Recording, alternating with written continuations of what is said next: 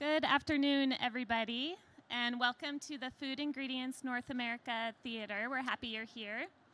We have a very important topic today. It is Legal Survival Guide for Food Brands, Insights from a Foodborne Illness Attorney on Staying Lawsuit-Proof in a Risky World. I'm happy to introduce this session. It's actually a very important topic that's personal to me. About 8.5 years ago, my family was involved in an E. coli outbreak.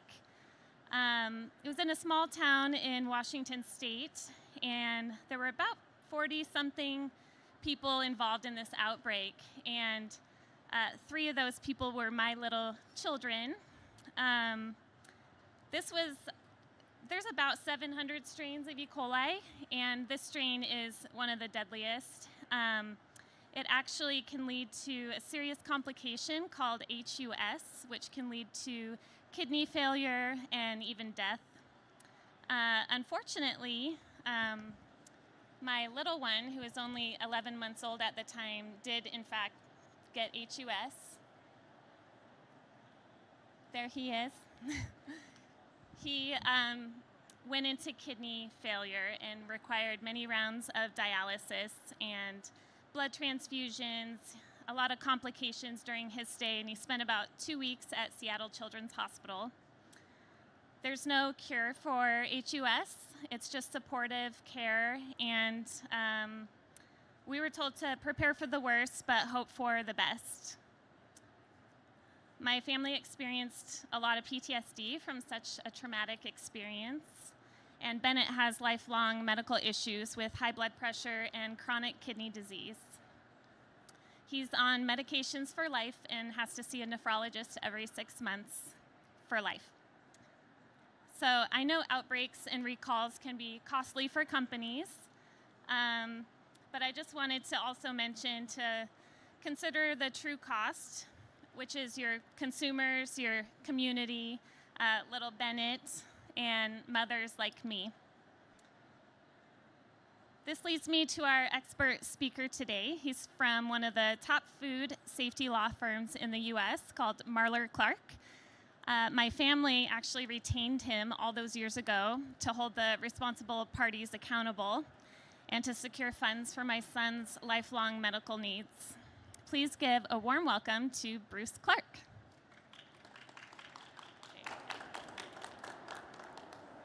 All right, can we hear me? I don't know whether you guys all drew the short straw, but you do have the singular opportunity to get some lawyerly advice for free. And I'll tell you quickly, we'll run through a bunch of things, and if a couple things stick with you or get you thinking about things in your own business, I don't know what you do, that'll be a positive thing. Could be for you, could be for your family, could be your friends. So what do? I'm a lawyer. Since 1998, my firm has been suing every conceivable kind of entity in the food universe. We sue growers, suppliers, wholesalers, distributors, stores, retailers, restaurants. We sue places you have bought food, places you eat food, and places that supply constituent parts of food you consume. We do that on behalf of the millions of Americans who suffer foodborne illnesses every year and the roughly 3,000 Americans who are killed by the food they eat every year. We're always busy.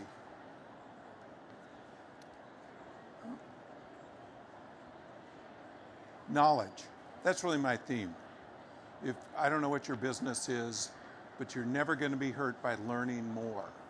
If you'd gone to the Belfast shipyard in 1909 when they were laying down the keel of the Titanic and asked, what are the chances this ship hits an iceberg and all those steel rivets you're putting in pop out and the hull fails and the thing sinks? Someone probably would have said, well, we built a lot of ships here, and we've never had a problem like that. If you'd asked NASA before the Challenger space shuttle blasted off, what are the odds this thing explodes shortly after takeoff and kills everybody? NASA probably would have said, we've never had a problem like that before. Although in truth, some senior engineers were very concerned about the O-rings.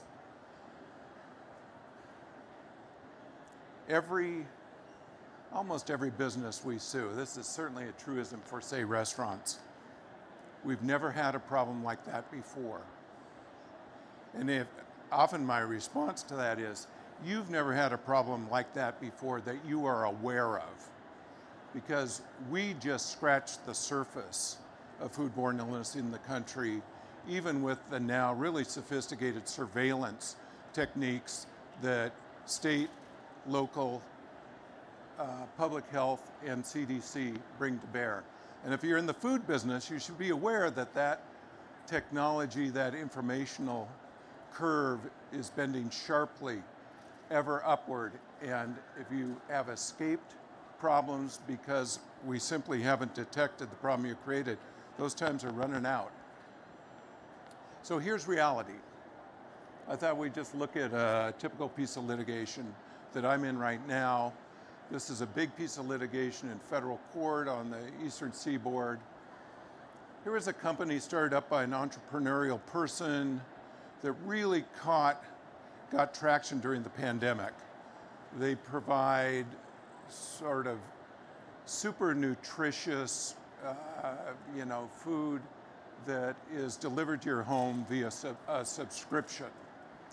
This business just grew like crazy into a mammothly successful business, making its founders super wealthy. And this is one of the axioms I find in food business. People who deal in what they term healthy food believe that they can't have a problem because it's healthy food, right? It is until it isn't. So they decide to introduce a new food item from their large palette of things that their customers can choose. This one happened to use a protein product derived from a leguminous plant grown in South America. This was the first application of it in a food item. The product is used as a food additive in an entirely different application. In this case, it was offered up as a protein supplement in this particular dish. So it's grown by a company in South America. It comes to a North American supplier. The supplier gives it to the entity that actually puts together, makes these food dishes, delivers it to the company, and then it goes out the door to the customers. The ingredient in question, you'll note, is not FDA generally recognized as safe. Now, if you were in the food business, I think you would want to know, if you're adding a new ingredient to your food, is that a GRAS-compliant food additive? How would you know that? Well, you'd have to find out. You could do testing yourself, as was done post facto on this, which revealed that in at least a susceptible population, it contains an amino acid that the liver cannot process, leading to acute hepatic injury. It's rather like fava beans. There are some people who are genetically predisposed to an allergic reaction to fava beans. They can't eat them. I'm fine with fava beans. We know Hannibal Lecter is fine with fava beans, but some people will get deathly ill if they eat fava beans. It may be the case with this, but since no one had tested it, nobody knew anything about it, the test was when the customers got it. And then suddenly, a lot of people were online. Think about that in today's information age. They're online saying, I ate this thing and I got deathly sick. I was in the ER, now I'm in the hospital getting my gallbladder removed. This outbreak was actually identified by the outbreak victims, not FDA, not public health, the outbreak victims. Meanwhile, the company was like whistling in the dark. Oh, well, we'll send you a coupon for another free meal. Or, yeah, maybe something else. Sorry you got sick. Weeks are ticking by. People keep eating this crap. They keep getting sick, and finally, they do a recall. What could go wrong? If you're in business and you're not thinking about what could go wrong, you better think some more. I would plan for disaster at all times. Can't hurt, might help. So in this case, how does this work legally? Who's responsible for this cluster? Everybody is responsible. That's why we call it strict liability. In most states, if you are anywhere in that chain of distribution for a food item and you make people sick, you're legally responsible. You're stuck. But you're saying, but we didn't do anything. I don't care. You're stuck. You're legally responsible. It doesn't matter what your conduct was. It only matters, is the food item reasonably safe or not? If it's not, then you're stuck. The legal philosophy behind that is that people who or entities that make food are in a better position to guard against the problems, and certainly the customers. And the entities that profit from making and selling food items, food or any product, food is a product, or should bear the cost when things go wrong, not the innocent customers. And again, I emphasize it doesn't matter if you did everything right. Though almost all food outbreaks are preventable, there definitely are entities involved in them that could not have done anything different. For instance, if you're a restaurant that got contaminated leafy greens that you serve to your customers, they get sick, you're stuck. There's nothing you can do about, for instance, as Amanda referenced, one of the Shiga toxin producing E. coli. The most common serotype in the United States is E. coli 0157H7. Caused the Jack in the Box outbreak. It caused all those romaine lettuce outbreaks, ground beef outbreaks. We litigate all that stuff. How much can make you sick? Well, for Shiga toxin 2, one of the most virulent natural toxins we know of, is as few as 10 E. coli bacteria could kill you. You can fit several 100,000 E. coli bacteria on the head of a pin. You think about that. That's your margin for error. It doesn't exist. What happens when, when we come knocking on your door? Well, if we take this company that I was just referencing, you suffer, obviously, lost profits, brand damage, which is a huge thing, because people tend to be very loyal to food brands. When you make your customers sick, they're not coming back. They're going to someone else. Recall costs, litigation, business disruption, all these things. You can buy insurance for some of the stuff, but for the first two, you cannot insure against those things. You cannot recover those things. When I represented Jack in the Box in the 1990s during this giant E. coli outbreak, Jack, then known as Food Maker, was doing about $1 billion a year. They very nearly went under. Their board was talking about bankruptcy. Incredibly, the year before the outbreak, they had a guy on their board who was an insurance industry guy, and he got the board to double their liability insurance from $50 million to $100 million. I spent almost all of that money. And if they haven't had that much insurance, they might have gone under. So I don't know what your business is, but you know, if you're some small business sitting on a $1-2 million CGL policy, I suggest you take your broker to lunch and have a serious discussion about the worst outcomes and whether you're insured, because the day you're in business and you find out you are underinsured, that's a very unhappy day. We see lots of food businesses go out of business around food illness outbreaks. Knowledge, knowledge, knowledge. This is just a nice example of how quickly things move. I read a paper on Antoine van Leeuwenhoek, who is a Dutch scientist who was able to identify these microscopic things no one had any concept were there. He did that by developing these incredible lenses. He crafted magnifying lenses, and for the first time could look in a drop of pond water, for instance, and see, well, shit, there's all kinds of stuff moving around in there. People had no concept. Was an extraordinary smart guy. I will note, as the paper noted, that he spent a lot of time looking for stuff initially in his own semen, which makes for an interesting life of a scientist. We go a long ways, though, before we get to the middle of the 19th century. Jon Snow, you should know, it's not Game of Thrones. He was an extraordinary physician. He was an anesthesiologist. He delivered the Queen's children. He's also credited with being one of the really the godfather of epidemiology, the study of disease and population. He did that during cholera outbreaks, where he went around and plotted the location of cases very meticulously. And in this instance concluded there was a commonality in the location of cases. They all grouped around a public well, the famous Broad Street pump well, where they removed the handle and the outbreak stopped. It's not really quite the way it happened, but it was absolutely groundbreaking work. One of the things that Snow discovered was people who worked at a brewery right in the heart of the outbreak did not get sick. Interestingly, the brewery had its own well for its product, and the people who worked there got to drink the product. They didn't drink water.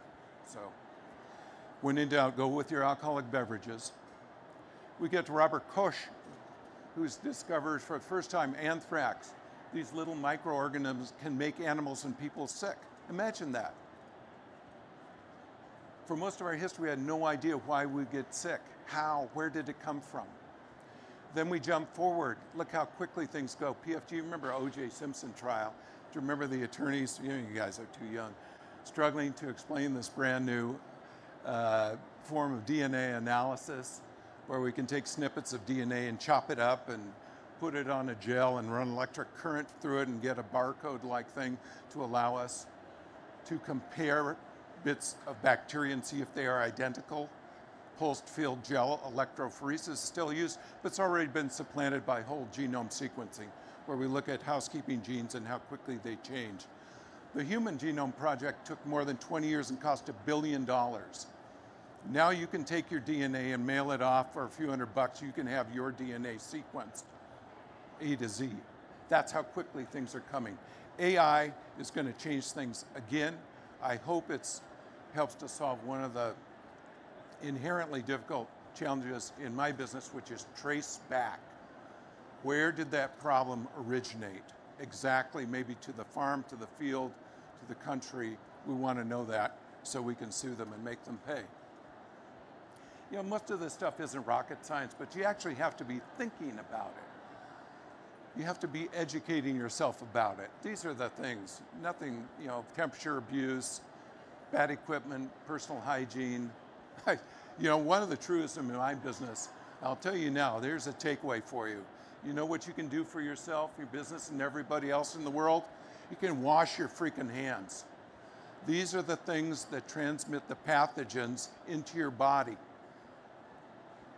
Yeah, the pathogens have to get into your body. Generally here, sometimes here.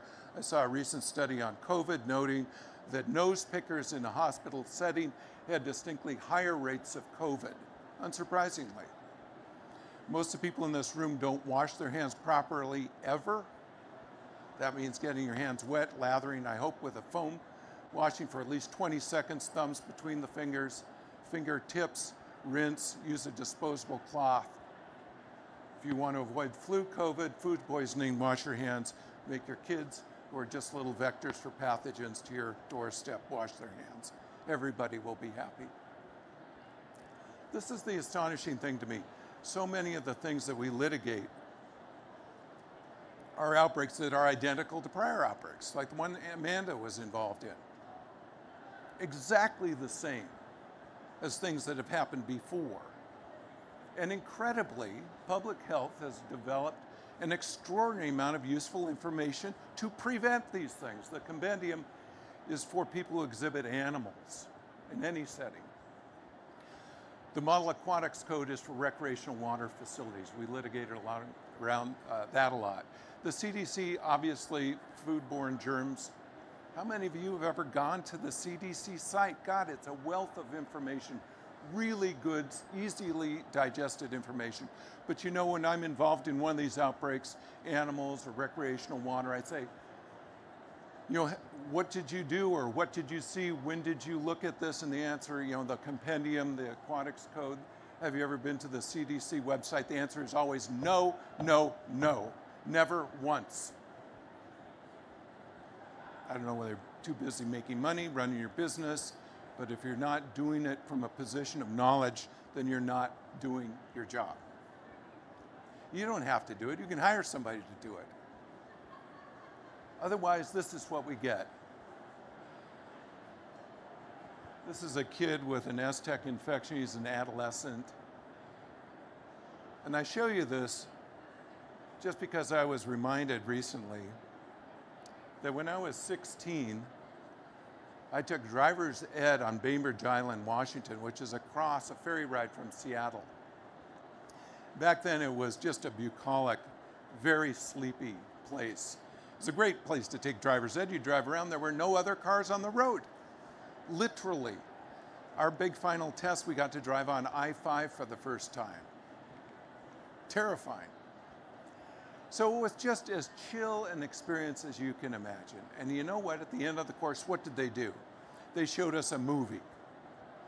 Most of you are not old enough to appreciate what that movie was, because they did it today. I'm sure they'd have parents up in arms suing. They showed us a movie that depicted what happens as a result of traffic accidents. And they were the real deal. These were people who had been decapitated, lost their limbs, burnt to a crisp. I mean, it was a chamber of horrors. But you know what? I still can remember that. I'm soft pedaling this because subsequent to this, you see the considerable bruising on his chest wall. That's the result of CPR. Because he arrested in the PICU. They did CPR, which is a brutal procedure. From here, he went on to ECMO, which is a heart-lung machine. From there, he had his large intestine removed. He was so edematous at that point, surgeons could not close his belly. He simply came back to his bed with a giant open incision down his belly. He got to wear a halo because he was in a hospital bed for 4 months and developed cervical scoliosis. Spent his birthday in the hospital, accrued about $1.5 million of medical bills, and will develop end-stage renal disease long before he's an adult, which will in turn kill him long before his life expectancy. His ongoing medical costs are in the many, many millions of dollars. He will never have a normal day of his life. And that's because somebody failed to keep pathogen out of something he ate. It's that simple. It was a preventable episode, but this is what I see every day. And if you're ever involved in a case like this, you worry about your business, you think about the costs, and you know how it affects your people, this will stick with you for the rest of your days. And so I'm here because Amanda's a great person. I'm here with the hope that somehow something I say trickles out and helps to prevent one case of that. Because if we do that, then we have actually advanced the ball today. Even if you just wash your hands, we've advanced the ball. So what do? I'm all about the knowledge thing. I mean, we live in this connected world where everything is at our fingertips, and yet we remain so persistently ignorant. Looking at your phone all day is not going to convey knowledge to you. But it's so easy to, when I'm involved in something, maybe it's like in that very first case we talked about, this product, like, how do I learn about that? Well, I retained the guy who was the author of the first post-outbreak study on this protein and its effect on the liver. He's happy to. Every academic, every professional with expertise waits around every day hoping someone comes to them and says, can you explain this to me? You know, and they get to explain it to you, for $350 or $500 an hour. But hell, that's money well spent. There's no excuse for saying, I didn't know about that. You got to know, I emphasize contracts. I assume in the food world, everybody is liable You can protect yourself through contracts.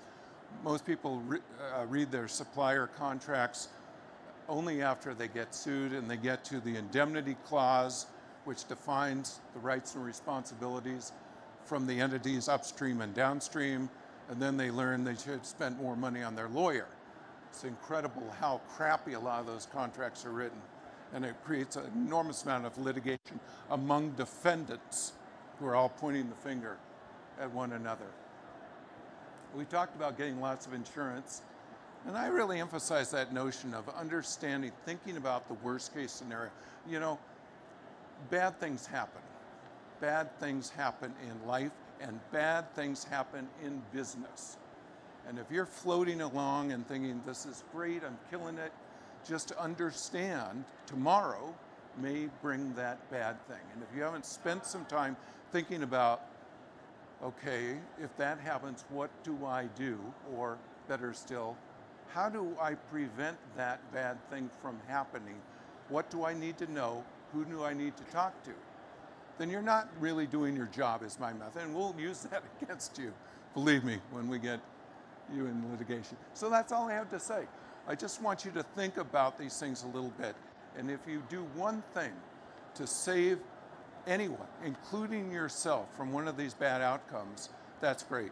Because I talked about E. coli 157, but we litigated across an incredible array of pathogens. Salmonella, Shigella, Listeria, Campylobacter, Vibrio, hepatitis, norovirus. I'm not going on a cruise because I don't want to be on a barf barge. All of these things happen all day, every day. And so there's lots of opportunities to interdict these problems and keep people safe. That's my message. Okay, voila.